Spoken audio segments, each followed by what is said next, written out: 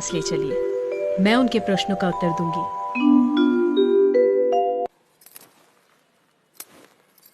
राजन, मैं प्रमाण देने के लिए तैयार हूं, पर उससे पहले मैं कुछ चाहती हूं।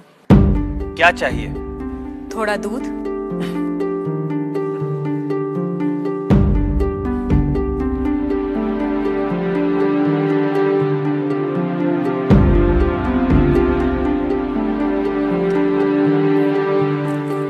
राजन, इस पात्र में आपको क्या दिखाई दे रहा है? दूध? क्या दूध के अलावा कुछ और दिखाई दे रहा है? नहीं। पर मुझे तो मक्खन भी दिखाई दे रहा है। क्या आपको मक्खन दिखाई दे रहा है?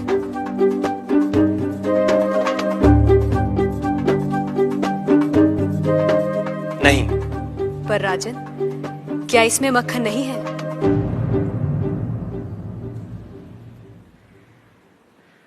है। जैसे दूध के कण कण में मक्खन है, मक्खन के कण कण में घी है, वैसे ही ईश्वर सृष्टि के कण कण में भिन्न भिन्न रूपों में है, जो है पर दिखाई नहीं देता।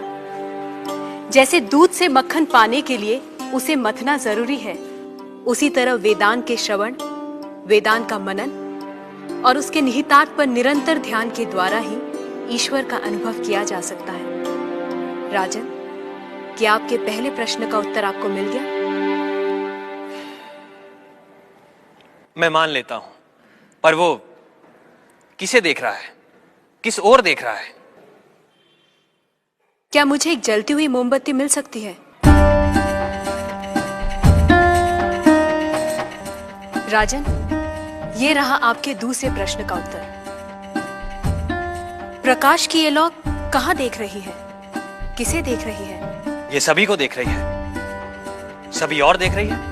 राजन, जिस तरह इस मोमबत्ती का प्रकाश चारों ओर फैला हुआ है, उसी तरह ईश्वर की चेतना चारों ओर फैली हुई है, और उसी चेतना के कारण हम चलते हैं, बोलते हैं और सुनते हैं।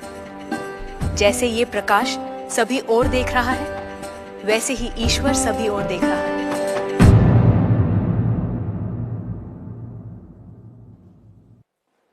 अब आपका तीसरा प्रश्न। वो इस समय क्या कर रहा है? राजन, इस समय मैं आपके प्रश्नों का उत्तर दे रही हूं, इसलिए मैं तुम्हारी गुरु हूं और तुम मेरे शिष्य। पर मैं खड़ी हूं और तुम बैठे हो।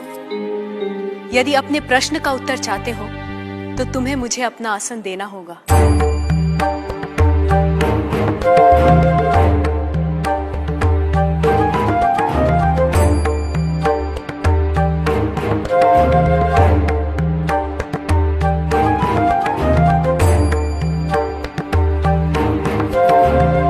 राजन, ये रहा तुम्हारे तीसरे प्रश्न का उत्तर। कुछ देर पहले आप सारे मंदिरों से मूर्तियां हटवाने का विचार कर रहे थे।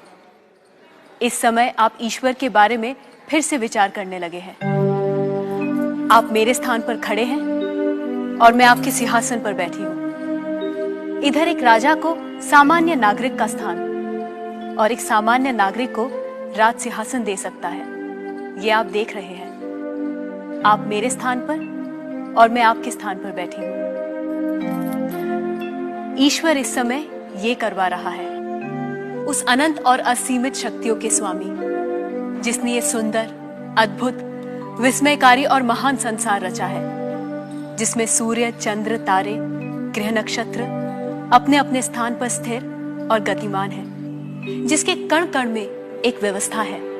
ऐसे शब्दों और ज्ञान से परे ईश्वर के लिए क्या संभव है? कहिए राजन, क्या मंदिरों से मूर्तियां हटवाई जाएं? मूर्तियां तो उस ईश्वर की प्रतीक है, उनका मूर्त रूप है। वह सर्वज्ञ, सर्वशक्तिमान, सर्वव्यापी ईश्वर सर्वत्र है। किसी ने उसको पत्थर में पाया, किसी ने पेड़ों में, किसी ने शब्दों के माध्यम से, तो किसी ने प्रार्थना करके। वही परमात्मा अनेक नाम, रूप और गुणों में व्यक्त होता है, और कोई उन्हें अरूप और निर्गुण आत्मा के रूप में जानते हैं। ईशास्माद्वातः पवते ईशोदेति सूर्यः ईशास्मादग्निर्ज्योतिः मृत्युर्धावति पञ्चम इति